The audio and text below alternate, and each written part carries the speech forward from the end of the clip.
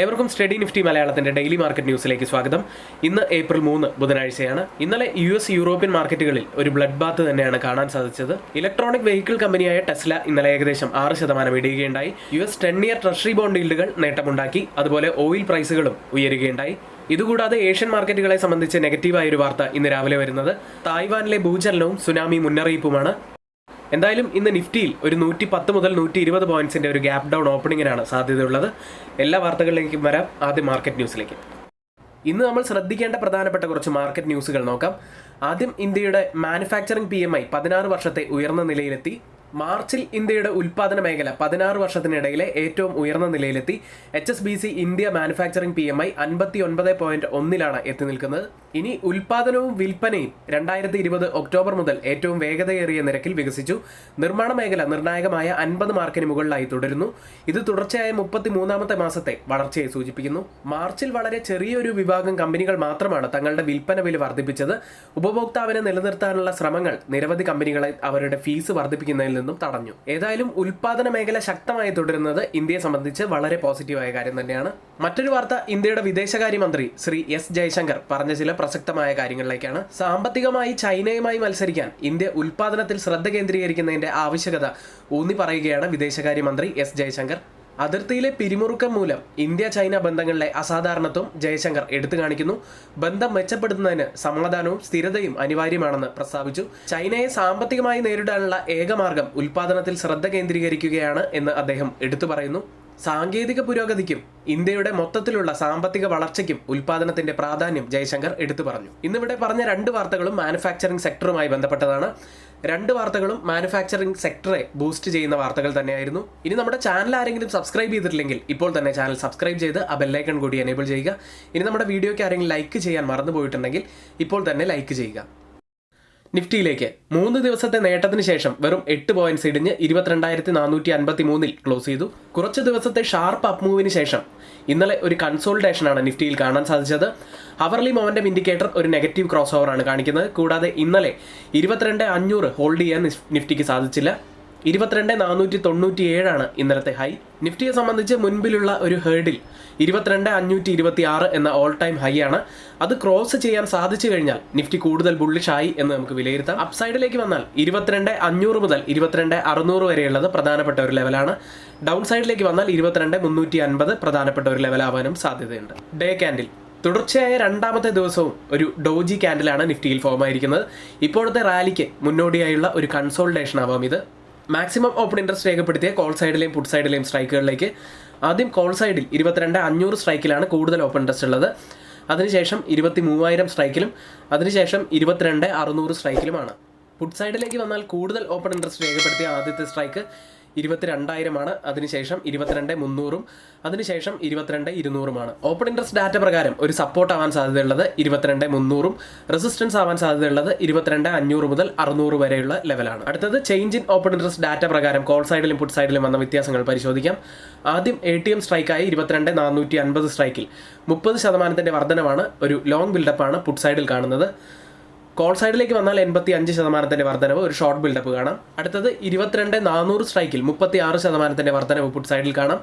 Long build-up തന്നെയാണ് ആ സ്ട്രൈക്കിലുള്ളത്. Call സൈഡിലേക്ക് വന്നാൽ 62% വർധനവ്, ഒരു ഷോർട്ട് ബിൽഡപ്പാണ് കോൾ സൈഡിൽ കാണുന്നത്. ഇനി പ്രധാനപ്പെട്ട 22,500 സ്ട്രൈക്കിൽ 4% ഇടിവാണ് പുട്ട് സൈഡിലുള്ളത്. ലോങ് അൺവൈൻഡിംഗ് ആണ് ആ സ്ട്രൈക്കിൽ പുട്ട് സൈഡിൽ നടക്കുന്നത്. കോൾ സൈഡിലേക്ക് വന്നാൽ 29% വർധനവ് കാണാം കോൾ സൈഡിൽ, ഒരു ഷോർട്ട് ബിൽഡപ്പാണ് ആ സ്ട്രൈക്കിലുള്ളത്. ഈ 3 സ്ട്രൈക്കുകളും കമ്പയർ ചെയ്യുമ്പോൾ കോൾ സൈഡിന് ചെറിയ ഒരു അപ്പർ ഹാൻഡ് ഉണ്ട് എന്ന് കാണാം. ബാങ്ക് നിഫ്റ്റിയിലേക്ക് 47,545 32 പോയിന്റ്സ് ഇടിഞ്ഞാണ് ബാങ്ക് നിഫ്റ്റി ക്ലോസ് ചെയ്യുന്നത്. 3 ദിവസത്തെ നേട്ടത്തിന് ശേഷം ബാങ്ക് നിഫ്റ്റിയും ഇന്നലെ ഇടിയുകയുണ്ടായി. ബാങ്ക് നിഫ്റ്റിയും നല്ലൊരു ബ്രേക്ക്ഔട്ടിന് ശേഷം ഇപ്പോൾ ഒരു കൺസോൾട്ടേഷനിലാണ്. നിഫ്റ്റിയുടെയും ബാങ്ക് നിഫ്റ്റിയുടെയും ഓവറോൾ ട്രെൻഡ് ഇപ്പോഴും പോസിറ്റീവായി തന്നെ തുടരുന്നു. വെള്ളിയാഴ്ച വരാനിരിക്കുന്ന RBI പോളിസിക്ക് മുന്നോടിയായി ബാങ്കിങ് സ്റ്റോക്കുകൾ ഒരു മ്യൂട്ടഡ് അവസ്ഥയിലാണ് ഇപ്പോൾ ഉള്ളത്. അപ്സൈഡിലേക്ക് വന്നാൽ 48,000 പ്രധാനപ്പെട്ട ഒരു ലെവലും, ഡൗൺ സൈഡിൽ 47,000 ഒരു സപ്പോർട്ട് ആവാനുള്ള സാധ്യതയുമാണ് കാണുന്നത്. ഇനി ഓപ്പൺ ഇൻട്രസ്റ്റ് ഡാറ്റയിൽ കോൾ സൈഡിൽ മാക്സിമം ഓപ്പൺ ഇൻട്രസ്റ്റ് രേഖപ്പെടുത്തിയ ആദ്യത്തെ സ്ട്രൈക്ക് 48,000. അതിനുശേഷം 47,600 അതിനുശേഷം 47,500 സ്ട്രൈക്കുമാണ്. പുട്ട് സൈഡിലേക്ക് വന്നാൽ 47,000 കൂടുതൽ ഓപ്പൺ ഇൻട്രസ്റ്റ് ഉള്ളത്. അതിനുശേഷം 47,500 സ്ട്രൈക്കിലും അതിനുശേഷം 47,600 സ്ട്രൈക്കിലുമാണ്. ഓപ്പൺ ഇൻട്രസ്റ്റ് ഡാറ്റ പ്രകാരം ഒരു റെസിസ്റ്റൻസ് ആവാൻ സാധ്യതയുള്ളത് 48,000, സപ്പോർട്ട് ആവാൻ സാധ്യതയുള്ളത് 47,000. ഇന്ത്യ വിക്സിലേക്ക് തുടർച്ചയായ രണ്ടാമത്തെ ദിവസമാണ് ഇന്ത്യ വിക്സ് നെഗറ്റീവിൽ ക്ലോസ് ചെയ്യുന്നത്. 11.65 എന്ന നിലയിൽ 3.56% ഇടിഞ്ഞാണ് ക്ലോസ് ചെയ്യുന്നത്. ഇന്ന് ഫോക്കസിലുള്ള സ്റ്റോക്ക് ന്യൂസുകൾ നോക്കാം. ആദ്യം സൊമാറ്റോ. 2014 ഒക്ടോബർ മുതൽ 2017 ജൂൺ വരെയുള്ള കാലയളവിൽ 184 കോടിയിലധികം സേവന നികുതി, ഡിമാൻഡ് പെനാൽറ്റി ഓർഡറും കമ്പനിക്ക് ലഭിച്ചിട്ടുണ്ടെന്ന് ഇന്ത്യയിലെ പ്രമുഖ ഓൺലൈൻ ഫുഡ് ഡെലിവറി പ്ലാറ്റ്ഫോമായ സൊമാറ്റോ അറിയിച്ചു. മറ്റൊരു കമ്പനി അനുപം രസായനാണ്. പ്രമുഖ ജപ്പാനീസ് മൾട്ടിനാഷണൽ കമ്പനിയായി അടുത്ത 7 വർഷത്തിനുള്ളിൽ 743 രൂപയുടെ ഒരു കരാറിൽ കമ്പനി ഒപ്പിട്ടു എന്നൊരു വാർത്ത. മറ്റൊരു കമ്പനി അൾട്രാടെക് സിമെന്റ് ആണ്. ഛത്തീസ്ഗഡിലും തമിഴ്നാട്ടിലെയും സംസ്ഥാനങ്ങളിൽ ആകെ 5.4 മില്യൺ ടൺ പെർ ആനത്തിന്റെ 2 പുതിയ ഗ്രീൻഫീൽഡുകൾ കമ്പനി കമ്മീഷൻ ചെയ്തു. മറ്റൊരു കമ്പനി സി എന്റർടൈൻമെന്റ് ആണ്. സിയുടെ MDയും സിഇഒയും അതിന്റെ വ്യക്തിഗത പ്രതിഫലം സ്വമേധയ 20% കുറവ് വരുത്താൻ തീരുമാനമെടുത്തു. ഇന്ന് നമ്മൾ ശ്രദ്ധിക്കേണ്ട പ്രധാനപ്പെട്ട കുറച്ച് സ്റ്റോക്ക് ന്യൂസുകളാണ് ഇവിടെ ഷെയർ ചെയ്ത്. F&O സെഗ്മെന്റിൽ ഇന്ന് ബാനായ സ്റ്റോക്ക് ഹിന്ദുസ്ഥാൻ കോപ്പറാണ്. ഇനി ഞങ്ങളുടെ ഗ്രൂപ്പിൽ ആർക്കെങ്കിലും ജോയിൻ ചെയ്യാൻ താല്പര്യമുണ്ടെങ്കിൽ തൊട്ടുമുകളിൽ ഇവിടെ കൊടുത്ത വാട്സപ്പ് നമ്പറിൽ മെസ്സേജ് അയച്ച് ഞങ്ങളുടെ ടെലഗ്രാം ഗ്രൂപ്പിൽ ജോയിൻ ചെയ്യാവുന്നതാണ്. എഡ്യൂക്കേഷണൽ പർപ്പസിന് വേണ്ടി ഷെയർ ചെയ്യുന്ന F&O സ്റ്റോക്കുകളുടെയും സ്വിംഗ് സ്റ്റോക്കുകളുടെയും പെർഫോമൻസ് അനാലിസിസിലേക്ക്. ഇന്നലെ ഒരുപാട് സ്റ്റോക്കുകൾ നമ്മുടെ ടാർഗറ്റ് ഹിറ്റ് ചെയ്യുകയുണ്ടായി. എല്ലാ സ്റ്റോക്കുകളുടെയും ഡീറ്റെയിൽസ് ഇവിടെ പറയാം. ആദ്യം എപ്പിഗ്രൽ ലിമിറ്റഡ് 1228 എന്ന നിലയിൽ ഫെബ്രുവരി 21 എൻട്രി എടുത്ത് 1349 വരെ സ്റ്റോക്ക് അപ്പായി 8.9% നമുക്ക് പ്രോഫിറ്റായി ലഭിച്ചത്. മറ്റൊരു സ്റ്റോക്ക് ഡാറ്റ പാറ്റേൺസ് ആണ്. മാർച്ച് 21 2369 എൻട്രി എടുക്കുന്നത്. 2777 വരെ അപ്പായി 14.6% നമുക്ക് പ്രോഫിറ്റായി ലഭിച്ചത്.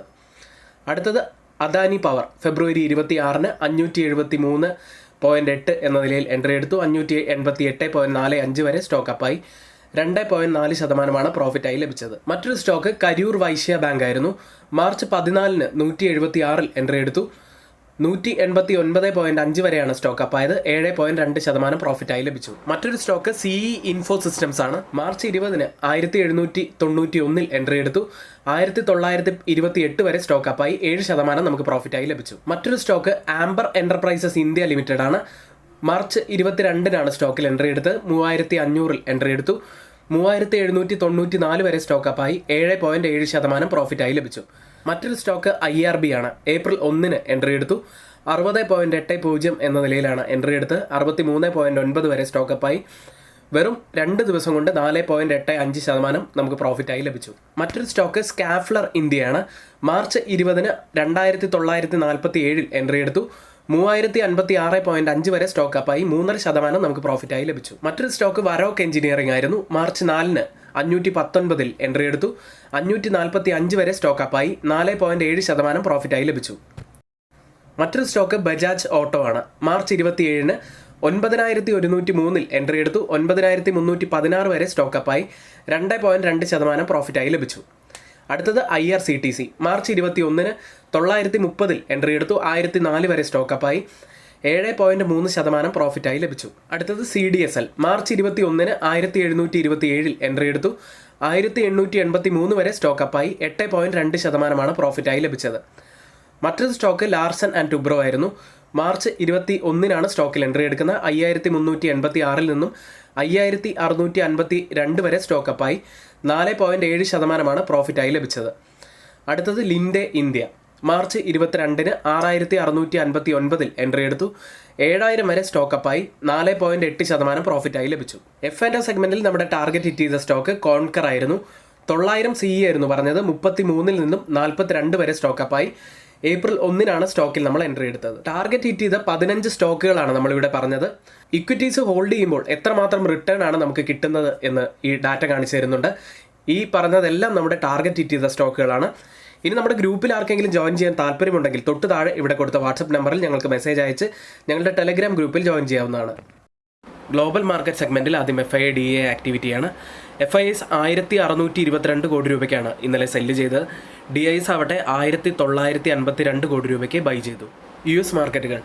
US മാർക്കറ്റുകളിൽ ഇന്നലെ ഒരു ബ്ലഡ് ബാത്ത് തന്നെയാണ് കാണാൻ സാധിച്ചത്. ഇലക്ട്രോണിക് കാർ നിർമ്മാതാക്കളായ ടെസ്ല ആദ്യമായി ക്വാർട്ടർലി സെയിൽസിൽ 4 വർഷത്തിനിടയിലെ ഏറ്റവും താഴ്ന്ന നിലയിലെത്തി.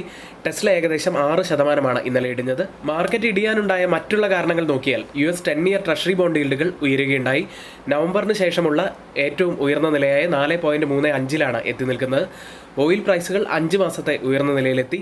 ക്ലോസ് ചെയ്ത US മാർക്കറ്റുകൾ ഡൗ ജോൺസ് 1% ഇടിഞ്ഞത്. നാസ്ഡാക്ക് 0.89%, S&P 500 0.72% ഇടിഞ്ഞാണ് ഇന്നലെ ക്ലോസ് ചെയ്യുന്നത്. ഇനി ഇന്നലെ മോശമായി പെർഫോം ചെയ്ത ഒരു സെക്ടർ ഹെൽത്ത് കെയർ സെക്ടർ ആയിരുന്നു. മെഡിക്കെയർ അഡ്വാൻറ്റേജ് ഹെൽത്ത് കെയർ പ്ലാന്റുകൾ നൽകുന്നതിനുള്ള റീഇംബേഴ്സ്മെന്റ് നിരക്കുകളിൽ മാറ്റം വരുത്താത്തതാണ് സെക്ടർ ഇടിയാനുള്ള ഒരു കാരണമായത്.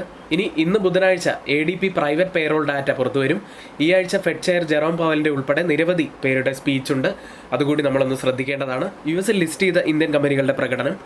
ആദ്യം ടെക് സൈഡിൽ ഇൻഫോസിസ് ഒരു മ്യൂട്ടഡ് അവസ്ഥയിലാണ് ക്ലോസ് ചെയ്തത്. വിപ്രോ 0.88% ഇടിഞ്ഞത്. ബാങ്കിങ് സൈഡിൽ ICICI ബാങ്ക് 0.81% ഇടിഞ്ഞപ്പോൾ HDFC ബാങ്ക് 1.23% ഉയരുകയാണ് ചെയ്തത്. ഇപ്പോൾ ട്രേഡിംഗ് നടക്കുന്ന US മാർക്കറ്റിന്റെ ഫ്യൂച്ചേഴ്സ് ഡൗ ജോൺസ് 0.11% ഇടിഞ്ഞാണ് ഇപ്പോൾ ട്രേഡ് ചെയ്യുന്നത്. S&P 500 0.07% ഇടിവിലും നാസ്ഡാക്ക് 0.10% ഇടിവിലുമാണ് ട്രേഡ് ചെയ്യുന്നത്. യൂറോപ്യൻ മാർക്കറ്റുകൾ ഇന്നലെ ക്ലോസ് ചെയ്ത യൂറോപ്പിലെ 3 മാർക്കറ്റുകളും നെഗറ്റീവിൽ തന്നെയായിരുന്നു. UK മാർക്കറ്റ് FTSE 0.22% ഇടിഞ്ഞാണ് ക്ലോസ് ചെയ്യുന്നത്. ഫ്രാൻസ് മാർക്കറ്റ് CAC 0.92% ഇടിഞ്ഞത്. ജർമ്മൻ മാർക്കറ്റ് ഡാക്സ് 1.13% ഇടിഞ്ഞും ക്ലോസ് ചെയ്തു. ഇപ്പോൾ ട്രേഡ് ചെയ്യുന്ന യൂറോപ്യൻ മാർക്കറ്റിന്റെ ഫ്യൂച്ചേഴ്സ് നെഗറ്റീവിലാണ്. ഡാക്സ് 0.28% ഇടിഞ്ഞാണ് ട്രേഡ് ചെയ്യുന്നത്. CAC 0.20% ഇടിഞ്ഞും FTSE 0.29% ഇടിഞ്ഞും ട്രേഡ് ചെയ്യുന്നു. ഇപ്പോൾ ട്രേഡിംഗ് ആരംഭിച്ച ഏഷ്യൻ മാർക്കറ്റുകളും ഇടിവിൽ തന്നെയാണ്. US 10-year ട്രഷറി ബോണ്ട് ഈൽഡുകളിൽ ഇടിവ് കണ്ടതും ടെസ്ലയുടെ ഷെയറുകൾ ഇടിഞ്ഞതും. ഇതുകൂടാതെ മറ്റൊരു നെഗറ്റീവായിട്ടുള്ള ന്യൂസ് കൂടി ഇന്ന് രാവിലെ വരുന്നുണ്ട്. തായ്വാനിൽ 7-ലധികം തീവ്രത രേഖപ്പെടുത്തിയ ഭൂചലനം ഉണ്ടായിരിക്കുന്നു. തെക്കൻ ജപ്പാനീസ് ദ്വീപുകളിൽ സുനാമി മുന്നറിയിപ്പും നൽകി. ഗിഫ്റ്റ് നിഫ്റ്റി ഇപ്പോൾ ട്രേഡ് ചെയ്യുന്നത് 22,462 146 പോയിന്റ്സ് ഇടിഞ്ഞാണ് ഇപ്പോൾ ട്രേഡ് ചെയ്യുന്നത്. അതായത് ഗിഫ്റ്റ് നിഫ്റ്റിയുടെ ഈ ഒരു നില വെച്ച് നിഫ്റ്റിയിൽ ഇന്ന് 110 മുതൽ 120 പോയിന്റ്സിന്റെ ഒരു ഗ്യാപ് ഡൗൺ ഓപ്പണിങ്ങിനാണ് സാധ്യതയുള്ളത്. മറ്റ് ഏഷ്യൻ മാർക്കറ്റുകളിൽ ജപ്പാൻ മാർക്കറ്റ് നിക്കി 1.07% ഇടിഞ്ഞാണ് ഇപ്പോൾ ട്രേഡ് ചെയ്യുന്നത്. Taiwan market 0.54% ഇടിഞ്ഞും. സിംഗപ്പൂർ മാർക്കറ്റ് 0.79% ഇടിഞ്ഞുമാണ് ഇപ്പോൾ ട്രേഡ് ചെയ്യുന്നത്. ഓയിൽ പ്രൈസുകൾ US ക്രൂഡ് ഇൻവെന്ററികളിൽ പ്രതീക്ഷിച്ചതിലും വലിയ ഇടിവും ഭൗമരാഷ്ട്രീയ പിരിമുറുക്കങ്ങളും രൂക്ഷമായതിനാൽ എണ്ണവില ബുധനാഴ്ച നേട്ടമുണ്ടാക്കി. ബ്രന്റ് ഫ്യൂച്ചേഴ്സ് ഇപ്പോൾ ട്രേഡ് ചെയ്യുന്നത് $88.95 പെർ ബാരൽ എന്ന നിലയിലാണ്. 0.35% ഇടിവിലാണ് ഇപ്പോൾ ട്രേഡ് ചെയ്യുന്നത്. WTI ഉള്ളത് $85.13 പെർ ബാരൽ എന്ന നിലയിൽ 0.02% ഇടിഞ്ഞാണ് ഇപ്പോൾ ട്രേഡിംഗ് നടക്കുന്നത്. ഇന്നത്തെ ഏറ്റവും പ്രധാനപ്പെട്ട കുറച്ച് വാർത്തകളും നമ്മുടെ വ്യൂസുമാണ് ഇവിടെ ഷെയർ ചെയ്തിരിക്കുന്നത്. ഒരിക്കലും ഇത് റെക്കമെൻഡേഷൻ അല്ല എന്നൊരിക്കൽ കൂടി പറയുന്നു. എങ്കിൽ ഇന്നത്തെ വീഡിയോ ഇവിടെ പൂർത്തിയാവുന്നു. നന്ദി.